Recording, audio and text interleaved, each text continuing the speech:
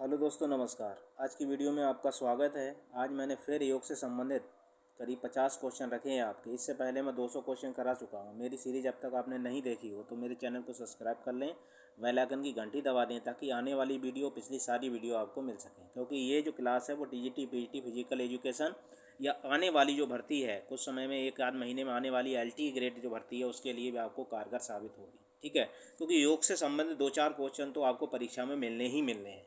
ठीक है, इसलिए ये जो मेरी सीरीज चल रही है वो योग से संबंधित है। आइए आज का पहला क्वेश्चन देखते हैं। पहला जो क्वेश्चन है वो है, निम्न में से कौन सी नाड़ी सुषुम्ना नाड़ी के अंदर होती है? सुषुम्ना नाड़ी के अंदर कौन सी नाड़ी होती है? जो चितरणी होती है, वर्जनी होती है, ब्रहा होती है, उपरोक्त में से सभी होती हैं। तो 201 का जो क्वेश्चन है आपका, 201 का जो आंसर होगा वो होगा डी आपका, उपरोक्त सभी। मतलब चितरणी और वज्रनी और ब्रह्मा ये सारी जो होती है नाड़ी वो सुषुम्ना नाड़ी के अंतर्गत आती है। ठीक है, अगला क्वेश्चन देखिए 202 में, ऋग्वेद का पहला शब्द किस देवता को समर्पित है? ऋग्वेद का पहला शब्द किस देवता को समर्पित है, ये पूछा जा रहा है। तो पहला विकल्प आपका विष्णु, बी विकल्प है आपका शिव, सी विकल्प में आपका अग्नि, डी विकल्प में है आपका इंद्र। तो 202 का जो क्वेश्चन होगा वो होगा सी यानी अग्नि। 203वां क्वेश्चन देखिए आप, कौन सा कोष इमोशनल शीत के नाम से जाना जाता है? इमोशनल शीत के नाम से जाना जाता है।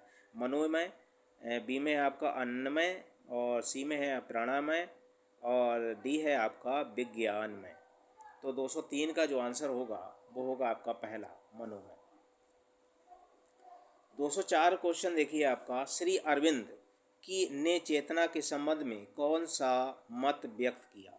श्री अरविंद ने चेतना के संबंध में कौन सा मत व्यक्त किया? चेतना का मूल ब्रह्मा है, शुद्ध चेतना ही परम देवता है, चेतना गहरी है, उपरोक्त सभी। 204 का जो क्वेश्चन होगा वो होगा आपका डी, उपरोक्त सभी होगा इसमें। ठीक है, अगला क्वेश्चन देखिए, अगला है 204वां 205वां क्वेश्चन है, मन को कितने 3 भागों, चेतन मन, अचेतन मन और अचेतन मन के रूप में वर्गीकृत किया है? मन को कितने 3 भागों में किसने किया है ये? ठीक है, तो थॉर्नडाइक ने किया था, जुंग ने किया, फ्राइड या एल्डर ने? तो मन को जो 3 रूपों में व्यक्त किया था वो किया था आपका किसने?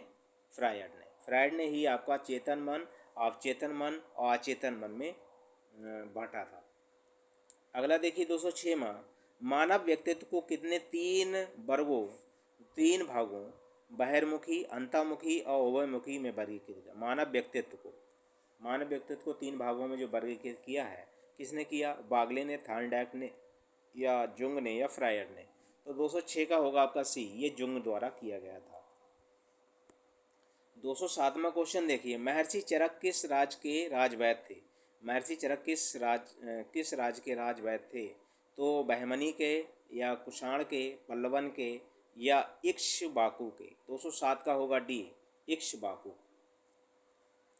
208वां क्वेश्चन है आपका, किस वेद में मस्तिष्क शुद्धि एवं मानव चेतना वृद्धि के उपायों का वर्णन किया गया है? किस वेद में मस्तिष्क शुद्धि और मानव चेतना वृद्धि के उपायों का वर्णन किया गया है? यजुर्वेद में, ऋग्वेद में या आपका अथर्ववेद में या सामवेद में? क्योंकि 4 ही वेद हैं हमारे। तो 208 में जो होगा वो होगा पहला, यजुर्वेद में। यजुर्वेद में यह चीज़ की गई है। अगला देखिए, अगला है आपका 209, इद ईगो और सुपर ईगो।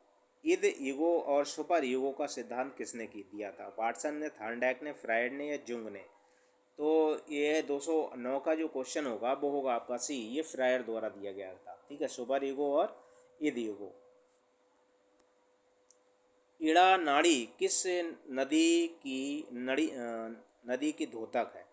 इड़ा नाड़ी किस नदी की द्योतक? कृष्णा, गंगा, यमुना या कावेरी?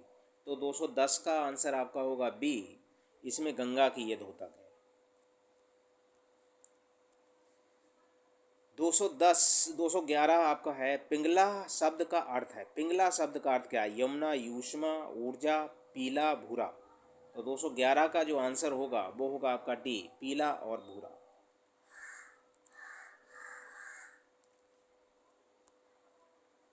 अगला क्वेश्चन देखिए, अगला है आपका 212, पिंगल नाड़ी का संबंध किस ऊर्जा से होता है? पिंगल नाड़ी का संबंध किस ऊर्जा से है?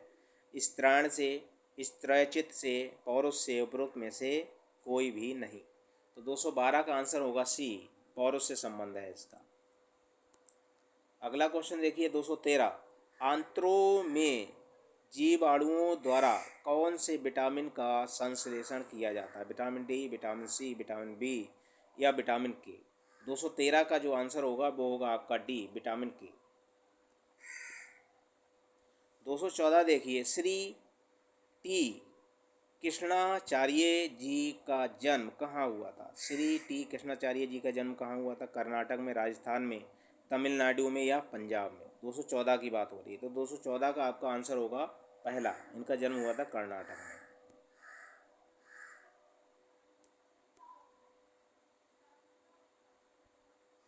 215 देखिए, निम्न में से कौन सी रचना आदि शंकराचार्य की नहीं है? आदि शंकराचार्य की रचना कौन सी नहीं है? आनंद लहरी, तंत्रसार या गीताभ्यास या शिव मंजरी? तो 215 का आंसर होगा आपका बी, तंत्रसार नहीं है। 216वां क्वेश्चन देखिए, पंचतंत्र निरूपण पुस्तक के रचयिता कौन है? पंचतंत्र निरूपण के रचयिता कौन है? आदि शंकराचार्य, स्वामी ब्रह्मानंद, स्वामी शिवानंद? 216 का आपका कौन सा होगा? ये तो तीनों नहीं है, आपका स्वामी संपूर्णानंद, स्वामी संपूर्णानंद द्वारा ये लिखी गई है। ठीक है, संपूर्णानंद द्वारा। अगला देखिए, सत्यार्थ प्रकाश पुस्तक के रचयिता कौन है? श्री अरविंद है, रामकृष्ण है, स्वामी दयानंद है या स्वामी विवेकानंद है? तो 217 का जो आंसर होगा वो होगा आपका सी, स्वामी दयानंद सरस्वती द्वारा ये लिखी गई है सत्यार्थ प्रकाश। अगला क्वेश्चन देखिए, अगला है क्वेश्चन आपका, स्वामी दयानंद जी ने किस मत का प्रचार किया? किस मत का प्रचार किया? पुनर्जन्म का, कर्म सिद्धांत का या ब्रह्मचर्य का या उपरोक्त सभी का? 218 का आपका डी होगा, उपरोक्त सभी का किया था उन्होंने। क्या किया था? पुनर्जन्म का भी किया, कर्म सिद्धांत का भी किया और ब्रह्मचर्य का भी किया। उपरोक्त सभी सही है। 219वां क्वेश्चन देखिए, 219वां है, रोगोत्पत्ति से संबंधित निम्न में से कौन सा जोड़ा सत्य है? योग, क्लेश, कर्माशय तथा गुणों का प्रभाव या एलोपैथी जीवाणु का प्रभाव, प्राकृतिक चिकित्सा शरीर के चितांद्रिय द्रव का जमाव या उपरोक्त सभी? 219 का आंसर जो होगा वो होगा आपका डी, उपरोक्त सभी होगा इसमें। 220वां क्वेश्चन देखिए, निम्न में से कौन सा कथन रोग को परिभाषित करता है? रोग को परिभाषित कौन करता है? रोग वह अवस्था है जिसमें शारीरिक या मानसिक स्वास्थ्य विघटित होता है। रोग वह दशा है जिसमें शारीरिक स्वास्थ्य गंभीर, दुरूह और दुष्प्रभावित होता है। रोग शरीर के किसी अंग की वह दशा है जिसमें उसका कार्य बाधित होता है। उपरोक्त सभी। 220 का आंसर कौन सा होगा? ये होगा डी, ये सभी हैं इसमें। ठीक है।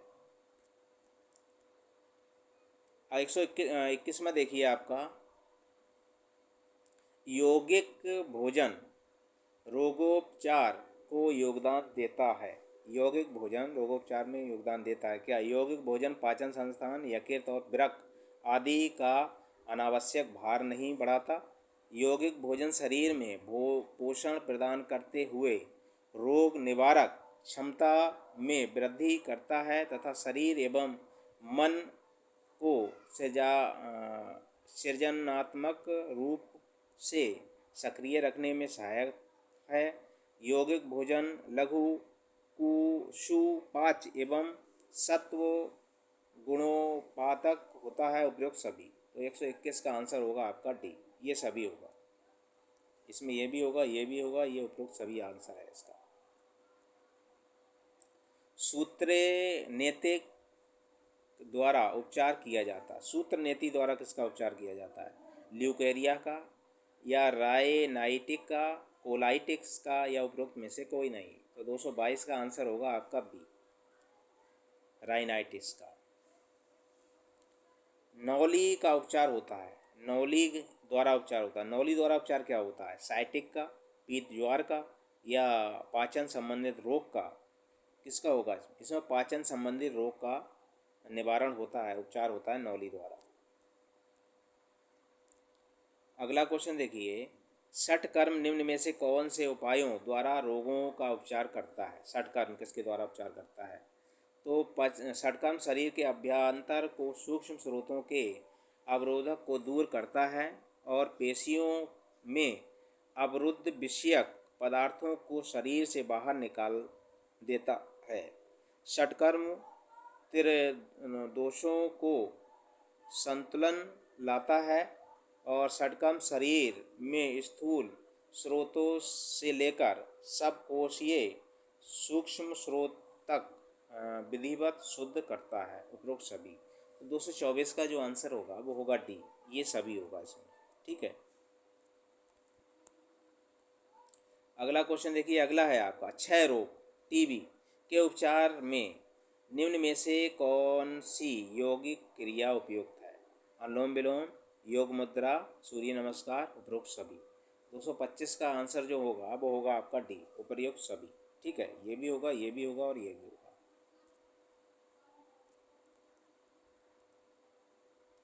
226वां क्वेश्चन देखिए, रायनाटिक या साइनोसाइटिक के उपचार में निम्न में से कौन सी यौगिक क्रिया उपयोगी है? कुंचल क्रिया, सूर्य नमस्कार, जल नेति एवं सूत्र नेति, उपरोक्त में से कोई नहीं। तो 226 का आंसर होगा आपका सी वाला, जल नेति एवं सूत्र नेति। 227 देखिए, त्रोटक से चिकित्सा होती है, त्रोटक से चिकित्सा होती है निकट दृष्टि दोष की, दूर दृष्टि दोष की, दृष्टि संबंधित रोगों की, उपरोक्त सभी की। 227 का देखना है कौन सा होगा। 227 का होगा डी आपका, उपरोक्त सभी की।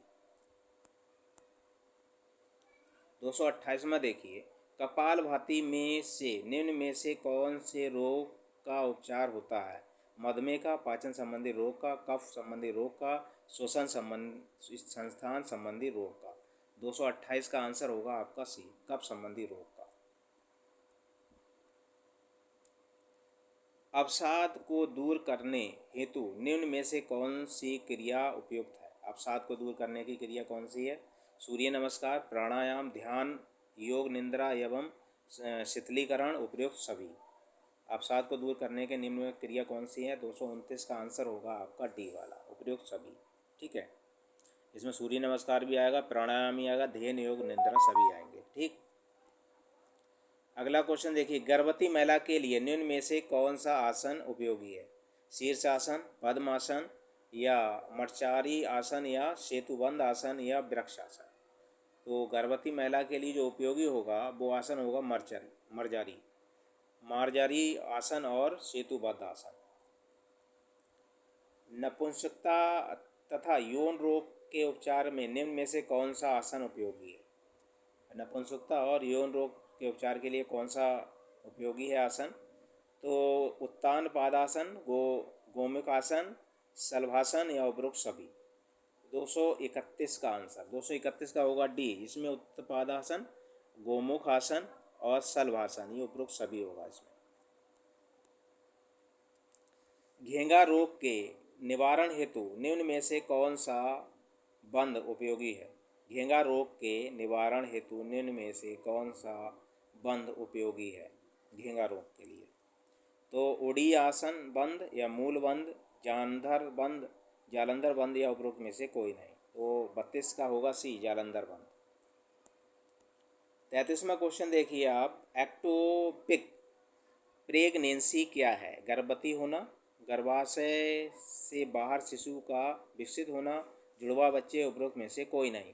233 का आंसर होगा बी आपका, गर्भाशय से बाहर शिशु विकसित होना, एक्टोपिक प्रेगनेंसी होती है। कोमा की परिभाषा निम्न में से कौन सी है? कमाशय के छाले, या बेहोशी एवं प्रतिक्रियाहीनता की स्थिति, पैरों में लकवा, उपरोक्त में से कोई नहीं। 234, तो 234 का आपका होगा बी, बेहोशी एवं प्रतिक्रियाहीनता की स्थिति।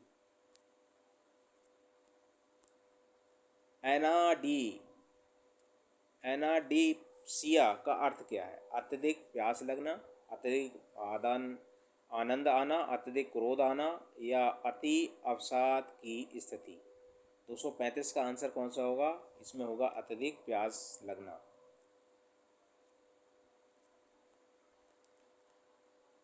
बवासीर के उपचार में निम्न में से कौन सी मुद्रा उपयोगी है? बवासीर के उपचार के लिए महामुद्रा, अश्वनी मुद्रा, भुजंगी मुद्रा या उपरोक्त सभी। 236 का आंसर होगा आपका बी, अश्वनी मुद्रा। 233 में देखिए, कब्ज के उपचार के लिए निम्न में से कौन सी क्रिया सर्वाधिक उपयोगी होती है? धोती, कपालभाति, नेति या बस्ती। किसके लिए? कब्ज के उपचार के लिए। 237 का आंसर कौन सा होगा इसमें? ये होगा डी, बस्ती। पाचन क्षमता बढ़ाने के लिए निम्न में से कौन सी क्रिया अधिक उपयोगी है? पाचन क्षमता बढ़ाने के लिए, पाचन क्षमता बढ़ाने कौन सी उपयोगी है? अग्निसार या उड़ियान बंद, महाबंद या नौली। तो पाचन शक्ति अगर बढ़ानी है तो नौली क्रिया करना चाहिए। फेफड़े संबंधित रोग के उपचार, फेफड़े संबंधित रोग के उपचार में निम्न में से कौन से वर्ग के आसनों का अभ्यास उपयोगी है? वक्ष विस्तार आसन या दाएं बढ़ाए मुड़ने वाले आसन, सामने झुकने वाला आसन, उपरोक्त सभी। 239 का कौन सा होगा? 239 का होगा आपका सी वाला, सामने झुकने वाला आसन। 240 में क्वेश्चन देखिए, साइनस के उपचार हेतु निम्न में से कौन सी क्रिया उपयोगी है? साइनस के उपचार में नेति, संग, प्रखलन या गजकर्णी, उपरोक्त में से कोई नहीं। 240 का, तो 240 का आंसर होगा आपका कौन सा? 240 का होगा पहला, नेति। 241 में देखिए, जैन दर्शन में मोक्ष प्राप्ति के लिए निम्न में से किसको अधिक महत्वपूर्ण माना गया है? सम्यक दर्शन, सम्यक ज्ञान, सम्यक चरित्र या उपरोक्त में से सभी। तो 241 का जो आंसर होगा वो होगा डी, सम्यक दर्शन, सम्यक ज्ञान और सम्यक चरित्र। ये सभी जैन धर्म में मोक्ष प्राप्ति का माना गया है। ठीक है, उपरोक्त सभी।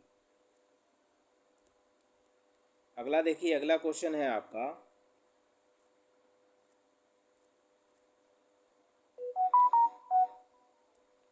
अगला क्वेश्चन है आपका, ऋग्वेद में उल्लेखित प्रसिद्ध गायत्री मंत्र निम्न में से किस देवता को समर्पित है? गायत्री मंत्र महेश को, विष्णु को, सावित्री को या इंद्र को। तो 242 का जो आंसर होगा वो होगा आपका सी वाला, किसको? सावित्री को समर्पित है। 243 में देखिए, भरत्या कांड में प्राणायाम की महत्ता का उल्लेख किया गया है। भरत्या कांड में प्राणायाम के महत्ता का उल्लेख किया गया है, जो कि भाग है अथर्ववेद का, यजुर्वेद का, सामवेद का या ऋग्वेद का। किसका भाग है ये? तो 243 का आंसर होगा ए, यह है अथर्ववेद का भाग।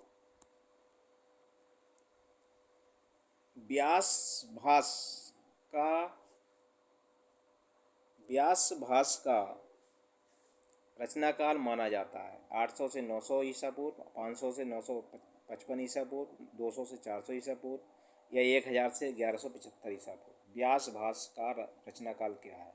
244 का होगा सी, 200 से 400 ईसा पूर्व माना जाता है इसका। ठीक है, अगला क्वेश्चन देखिए, अगला है आपका 245 में, योग सूत्र पर प्रथम प्रमाणिक भास किसके द्वारा माना गया है? योग सूत्र पर प्रथम प्रमाणिक भास किसके द्वारा रचित माना गया है? याज्ञवल्क्य या वाच्य बस्ती मित्र के या पतंजलि के या वेद व्यास के। 245 का कौन सा है? तो 245 का आंसर होगा आपका डी वाला, किसके? वेद व्यास के।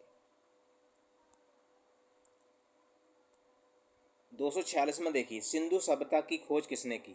सिंधु सभ्यता की खोज किसने की? B.K. थापर ने, रंगनाथ राव ने, B. लाल ने या दयाराम साहनी ने? 246 का आंसर होगा डी, दयाराम साहनी द्वारा सिंधु सभ्यता की खोज की गई थी।